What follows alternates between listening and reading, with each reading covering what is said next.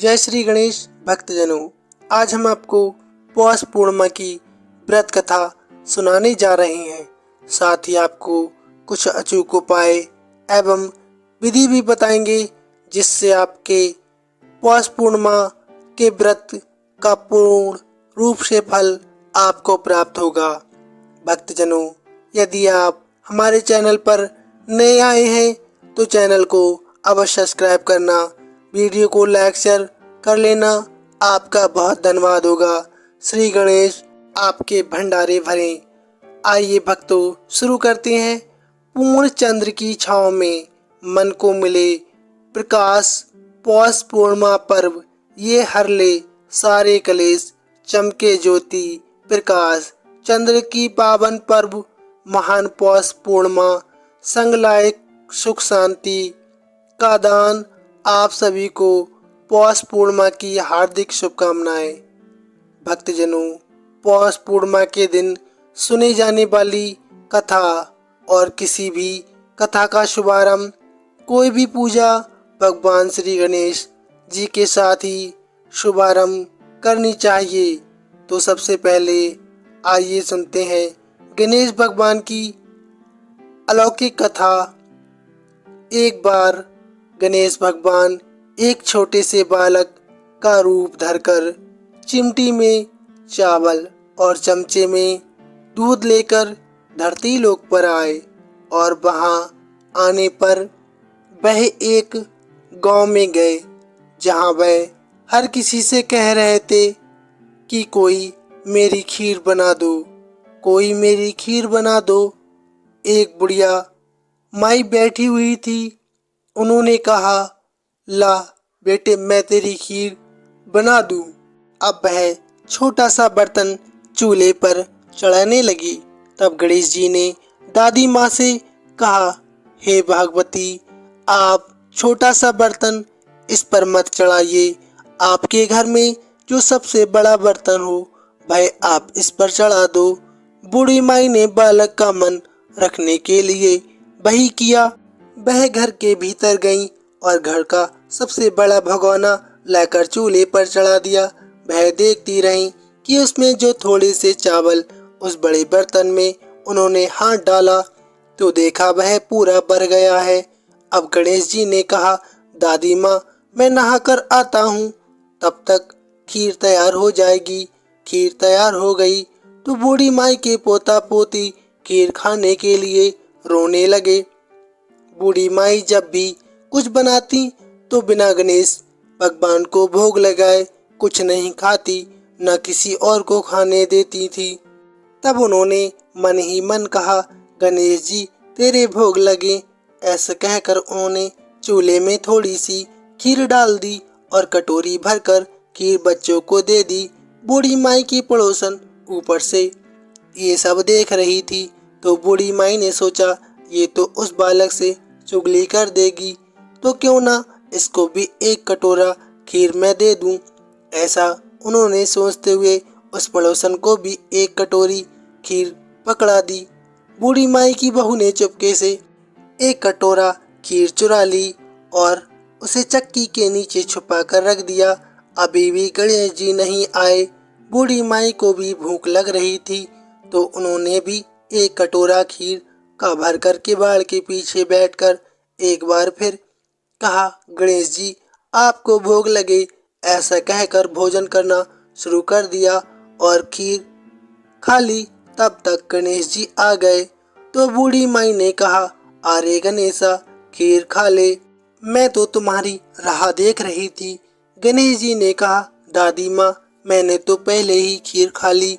बूढ़ी माई ने कहा, खीर कब खा ली तुमने? अरे कब खाई है, यहाँ तो तुम आए ही नहीं। तो गणेश जी ने कहा, जब आपने अपने पोती पोता को खीर खाई तब मैंने खाई थी, जब तुम्हारी पड़ोसन ने खाई तब मैंने खाई थी, और जब तुम्हारी बहू ने खाई तब भी मैंने खाई। अब तुमने खाई तो मेरा पेट भर गया। बुढ़िया माई ने कहा, भला आपने खीर कब खाई है? तब गणेश जी ने कहा, अरे दादी, चक्की के नीचे देखो, झूठा कटोरा पड़ा है और तुमने तो मुझे भोग लगाया, लेकिन तुम्हारी बहू तो वैसे ही खा गई। बूढ़ी माई ने कहा, अच्छा बेटा, घर की बात है, घर में ही रहने दो। अब तुम बताओ इस बची हुई खीर का क्या करें। तब श्री गणेश ने कहा, पूरी नगरी को जिमा दो। बूढ़ी दादी ने पूरी नगरी को जिमा दी, फिर भी खीर का बर्तन पूरा भरा ही रहा। जब यह बात राजा को पता चली तो बूढ़ी दादी को बुलाया और पूछा, क्यों रे बुढ़िया, ऐसा बर्तन तेरे घर पर क्या अच्छा लगेगा, ये हमें दे दे, ये हमारे महल में शोभा देगा। ऐसा कहकर राजा ने खीर का बर्तन महल में मंगवा लिया और लाते ही जब उसमें खीर मांगी तो खीर की जगह कीड़े मकोड़े बिच्छू कंचल हो गए और उसमें से दुर्गंध आने लगी। ये देखकर राजा ने बुढ़िया से कहा, अरे बूढ़ी दादी, अब तुम अपना बर्तन वापस ले लो। तब बूढ़ी माई ने कहा, महाराज, अगर आप देते तो पहले ही कभी दे देते, ये बर्तन तो मुझे श्री गणेश ने दिया है। ऐसा कहकर बूढ़ी माई ने वह बर्तन वापस ले लिया और उनके हाथों में लेते ही उसका बर्तन दुर्गंध से दूर हो गया। सुगंध आने लगी, खीर फिर से उसमें आ गई। घर आकर बूढ़ी दादी ने गणेश जी से पूछा, अब बताओ इस बची हुई खीर का क्या करना है। तब गणेश जी ने कहा, करना क्या है बूढ़ी दादी, झोपड़ी के कोने में गड्ढा खोदकर इसे गाड़ दो। सुबह उठकर जब वापस तुम इसको खोदोगी तो तुम्हें 2 मटके मिलेंगे। ऐसा कहने के बाद श्री गणेश ने वहां से प्रस्थान किया और जाते जाते उस झोपड़ी में लात मार गए। फिर वह क्या महल में बदल गया। सुबह बहू ने फावड़ा लेकर पूरे घर को खोद दिया, जो कुछ भी नहीं मिला। तब बहू ने कहा, हे सासू जी, थारो गणेश जी तो बहुत झूठो है। सासू ने कहा, बहू मारो गणेश झूठो नहीं है, ला मैं देखूं। ऐसा कहकर वह सुई लेकर खोजने लगी। जब वह सुई से खोद रही थी तो टन टन करते 2 धन के मटके निकल आए। आपकी बहू रानी बोली, सासू जी, गणेश जी तो साचो है। सास ने कहा, अरे बहू रानी, गणेश जी तो भावनाओं के भूखे हैं।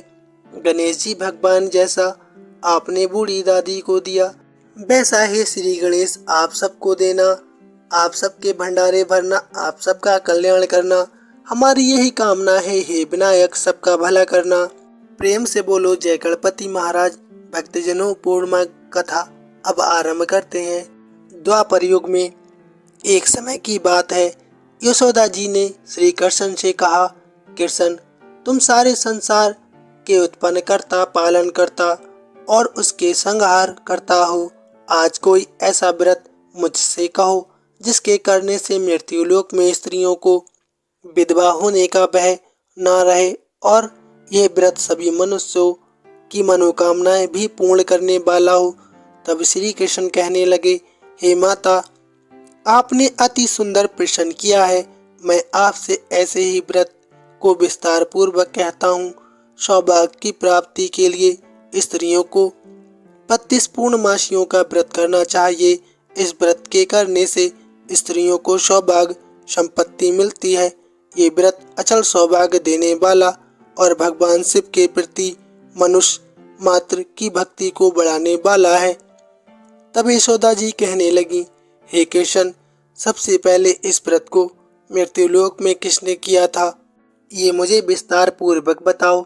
तब श्री कृष्ण कहने लगे, हे माता, इस भूमंडल पर एक अत्यंत प्रसिद्ध राजा चंद्रहास अनेक प्रकार के रत्नों से परिपूर्ण काती नाम की एक नगरी थी। वहां धनेश्वर नाम का एक ब्राह्मण था और उसकी पत्नी अति सुशील रूपवती थी। दोनों ही उस नगरी में बड़े प्रेम से रहा करते थे। घर में धन दान आदि की कोई कमी नहीं थी, लेकिन उन्हें एक बहुत बड़ा दुख था कि उनकी कोई संतान नहीं थी। इस दुख से वह अत्यंत दुखी रहा करते थे। एक समय एक बड़ा तपस्वी योगी उस नगरी में आया। वह योगी उस ब्राह्मण के घर को छोड़कर अन्य सभी घरों से भिक्षा लाकर भोजन किया करता था। एक दिन वह योगी रूपमती से भिक्षा न लेकर किसी दूसरे घर से भिक्षा लेकर गंगा किनारे जाकर भिक्षा में मिले अन्न को प्रेम पूर्वक खा रहा था कि धनेश्वर ने योगी का ये सब कार्य किसी प्रकार से देख लिया। अपनी भिक्षा के अनादर से दुखी होकर धनेश्वर योगी से बोला, हे महात्मन, आप सभी घरों से भिक्षा लेते हैं, किंतु मेरे घर की भिक्षा कभी नहीं लेते, इसका क्या कारण है? तब योगी ने कहा, तुम निसंतान हो और तुम्हारे घर से अन्न जो भी मनुष्य खाएगा वह पतित हो जाता है। क्योंकि तुम्हारी कोई संतान नहीं है, इसलिए पतित हो जाने के भय से मैं तुम्हारे घर की भिक्षा नहीं लेता हूँ। धनेश्वर ये बात सुनकर अपने मन में बहुत दुखी हुआ और हाथ जोड़कर योगी महात्मन से बोला कि हे महात्मन, आप विनती करके मुझे ऐसा कोई उपाय बताएं जिससे मुझे पुत्र की प्राप्ति हो सके। आप तो सब कुछ जानने वाले हैं, मुझ पर ये अबस आप कृपा कीजिए। धन की मेरे घर में कोई कमी नहीं है, किंतु कोई पुत्र न होने के कारण मैं अत्यंत दुखी हूँ। आप मेरे इस दुख को दूर करें। ये सुनकर योगी कहने लगे, हे ब्राह्मण, तुम देवी चंडी की आराधना करो। फिर घर आकर उसने अपनी पत्नी से सारा वृत्तांत कहा और खुद तपस्या करने के लिए वन में चला गया। वन में जाकर उसने देवी चंडी की उपासना की और उपवास किया। चंडी देवी ने सवा दिन उसको सपन में दर्शन दिए और कहा, हे धनेश्वर, जा तेरे पुत्र होगा, परंतु वह 16 वर्ष की आयु में ही मृत्यु को प्राप्त हो जाएगा।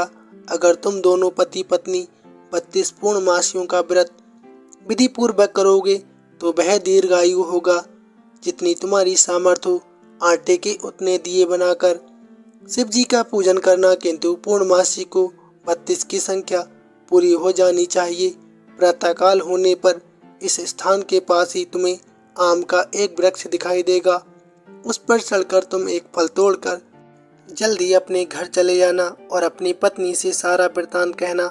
ऋतु स्नान के बाद वह स्वच्छ होकर श्री शंकर जी का ध्यान करके उस फल को खा लेगी। तब शंकर भगवान की कृपा से उसका गर्भ ठहर जाएगा। जब वह ब्राह्मण प्रातःकाल उठा तो उसने उस स्थान के पास ही आम का एक वृक्ष देखा जिस पर अत्यंत सुंदर आम का एक फल लगा हुआ था।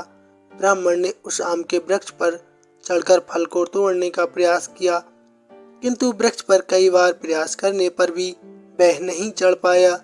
अब तो ब्राह्मण को बड़ी चिंता होने लगी। तब वह विघ्न विनाशक श्री गणेश जी की वंदना करने लगा कि हे दयानिधि, आपने भक्तों के विघ्नों का नाश करके उनके मंगल कार्य को पूर्ण किया है, दुष्टों का नाश किया है। हे रिद्धि सिद्धि देने वाले, आप मुझ पर कृपा करें। प्रभु, मुझे इतना बल दें कि मैं अपने मनोरथ को पूर्ण कर सकूं। इस प्रकार सच्चे मन से गणेश भगवान की प्रार्थना करने पर वह भगवान की कृपा से वृक्ष पर चढ़ गया। वृक्ष पर से फल तोड़कर उसने घर आकर अपनी पत्नी को वह फल लाकर दे दिया और उसकी पत्नी से अपने पति के कहे अनुसार उस फल को खा लिया और वह गर्भवती हो गई। देवी चंडी की असीम कृपा से उसे एक अत्यंत सुंदर पुत्र हुआ जिसका नाम उन्होंने देवीदास रखा। माता पिता के हर्ष और शोक के साथ वह बालक शुक्ल पक्ष के चंद्रमा की तरह अपने पिता के घर में बढ़ने लगा। देवी की कृपा से वह बालक बहुत ही सुंदर, सुशील और विद्या में बहुत निपुण हो गया। देवी की आज्ञा अनुसार उसकी माता ने 32 पूर्णमासियों का व्रत रखना आरंभ कर दिया, जिससे उसका पुत्र बड़ी आयु वाला हो जाए।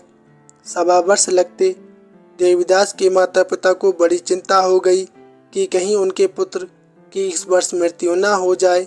इसलिए उन्होंने अपने मन में विचार किया कि अगर ये दुर्घटना उनके सामने हो गई तो वे कैसे सहन कर सकेंगे। इसलिए उन्होंने देवीदास के मामा को बुलाया और कहा, हमारी इच्छा है कि देवीदास 1 वर्ष काशी में जाकर विद्या अध्ययन करे और उसके तुम अकेला कभी मत छोड़ना। इसलिए तुम साथ जाओ और 1 वर्ष उसको वापस लेकर आना। उसका सारा प्रबंध करके उसके माता पिता ने काशी जाने के लिए देवीदास को एक घोड़े पर बिठाया और उसके मामा को उसके साथ कर दिया, किंतु बालक के अल्पायु होने की बात मामा को नहीं बताई। धनेश्वर ने अपनी पत्नी के साथ मिलकर अपने पुत्र की मंगल कामना और दीर्घायु के लिए माता भगवती की आराधना और पूर्णमासियों का व्रत आरंभ कर दिया। इस प्रकार बराबर 32 पूर्णमासी का व्रत पूरा किया। कुछ समय बीतने के बाद एक दिन वह दोनों मामा भांजे रास्ते में रात बिताने के लिए किसी ग्राम में ठहरे हुए थे। उस दिन उस गांव में एक ब्राह्मण की अत्यंत सुंदरी, सुशीला, विदुष और गुणवती कन्या का विवाह होने वाला था। जिस धर्मशाला के अंदर वर और उसकी बारात ठहरी हुई थी। उसी धर्मशाला में देवीदास और उसके मामा भी ठहरे हुए थे। संयोगवश कन्या को तेल आदि चढ़ाकर मंडप आदि का क्रम किया गया तो लगने के समय वर को धनुर्वात हो गया। वह हिलने डुलने और चलने में बिल्कुल असमर्थ हो गया। तब वर के पिता ने अपने परिवारजनों से परामर्श करके निश्चय किया कि ये देवीदास मेरे पुत्र जैसा ही सुंदर है, मैं इसके साथ ही लगन करा दूं और बाद में विवाह के सभी कार्य मेरे पुत्र के साथ हो जाएंगे। ऐसा सोचकर देवीदास के मामा से जाकर वह बोला कि तुम थोड़ी देर के लिए अपने भांजे को हमें दे दो, जिससे विवाह के लग्न का सारा कार्य सुचारू रूप से पूरा हो जाए। उसका मामा कहने लगा, जो कुछ भी मधुर पर्क आदि कन्यादान के समय वर को मिले वह सब हमें दिया जाए तो मेरा भांजा दूल्हा बन सकता है। ये बात वर के पिता ने स्वीकार कर ली और तब मामा ने अपना भांजा वर बनाने को भेज दिया और इसके साथ विवाह के सारे कार्य रात में विधि पूर्वक संपन्न हो गए। पत्नी के साथ वह भोजन नहीं कर सका। दुखी मन से वह सोचने लगा कि ना जाने कैसी स्त्री होगी। वह एकांत में इसी सोच में पड़ा हुआ था कि उसकी आंखों में आंसू भी आ गए। तब उसकी पत्नी ने पूछा, क्या बात है, आप इतने उदासीन और दुखी क्यों हो रहे हैं? तब उसने वो सारी बातें जो वर के पिता और उसके मामा में हुई थी वधू को बता दी। तब वह वधू कहने लगी कि ये ब्रह्म विवाह के विपरीत कैसे हो सकता है। देव ब्राह्मण और अग्नि के सामने मैंने आपको ही अपना पति बनाया है, इसलिए आप भी मेरे पति हैं। आपकी पत्नी मैं ही रहूंगी, किसी अन्य की बिल्कुल नहीं। तब देवीदास ने कहा कि ऐसा मत करो, क्योंकि मेरी आयु बहुत थोड़ी है। मेरे मरने के बाद तुम्हारी क्या गति होगी, इस सब बात को अच्छी तरह सोच लो। परंतु वधू दृढ़ विचार वाली थी, बोली कि जो गति होगी सो होगी। हे स्वामी, आप उठिए और भोजन कीजिए। उसकी बातें सुनकर उसने उसके साथ भोजन किया और रात में भी सो गए। प्रातःकाल देवीदास ने अपनी पत्नी को 3 नागों से जड़ी हुई एक अंगूठी और एक रुमाल दिया और बोला, प्रिय, इसे संकेत समझ कर रखो और शांत हो जाओ। मेरे स्मरण और जीवन जानने के लिए एक पुष्प वाटिका बना लो, उसमें सुगंध वाली एक नवमलका लगा लो। उसे हर दिन जल से सींचना और आनंद के साथ खेलना कूदना और उत्सव मनाना। जिस दिन मेरी मृत्यु होगी तो तुम्हारे फूल सूख जाएंगे और जब ये फिर से हरे भरे हो जाएं तो समझ लेना कि मैं जीवित हूँ। ये बात निश्चय करके समझ लेना और इसमें कोई संचय मत करना। ऐसा समझा बुझा कर वह चला गया। प्रातःकाल होते ही वह वहाँ गाजे बाजे बजने लगे। जिस समय विवाह के कार्य समाप्त करने के लिए वर तथा बराती मंडप में आए तो कन्या ने वर को भली भांति देखकर अपने पिता से कहा कि ये मेरा पति नहीं है, मेरा पति वही है जिसके साथ रात में मेरा विवाह हुआ था। इसके साथ तो मेरा विवाह नहीं हुआ है। अगर ये वही है तो बताइए कि मैंने इसको क्या दिया था और रात में हमारे बीच में क्या गुप्त बातें हुई थी। सब बातें सुनकर पिता ने उसके कहे अनुसार वर को बुलवाया। कन्या की सारी बातें सुनकर वह कहने लगा कि मैं कुछ नहीं जानता। इसके बाद वह लज्जित होकर अपना मुंह लेकर चला गया। सारी बारात वापस लौट गई। भगवान श्री कृष्ण आगे बोले, हे माते। इस प्रकार देवीदास काशी पढ़ने के लिए चला गया। कुछ समय बाद देवीदास को एक रात में सांप डसने के लिए वहां पर आया।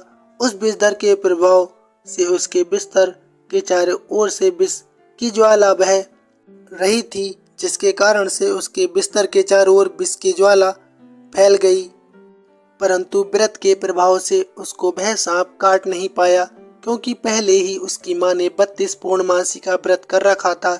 इसके बाद मध्याह्न के समय स्वयंकाल वहां पर आया और उसके शरीर से उसके प्राणों को निकालने का प्रयास करने लगा, जिससे वह मूर्छित होकर धरती पर गिर पड़ा। भगवान की कृपा से उसी समय देवी पार्वती जी के साथ शंकर जी वहां पर गए। उसको मूर्छित दशा में देखकर देवी पार्वती ने कहा, भगवान, ये बालक वही है जिसे आपने आशीर्वाद रूप में दिया था। इसकी माता ने पहले 32 पूर्णमासी का व्रत किया, जिसके प्रभाव से हे भगवान, आप इसके प्राण दान कर दीजिए। देवी के कहने पर भक्त वत्सल भगवान ने उस बालक को प्राण दे दिए। इस व्रत के प्रभाव से काल को भी पीछे हटने पड़ा और देवीदास स्वस्थ होकर बैठ गया। उधर उसकी पत्नी उसके काल की प्रतीक्षा कर रही थी।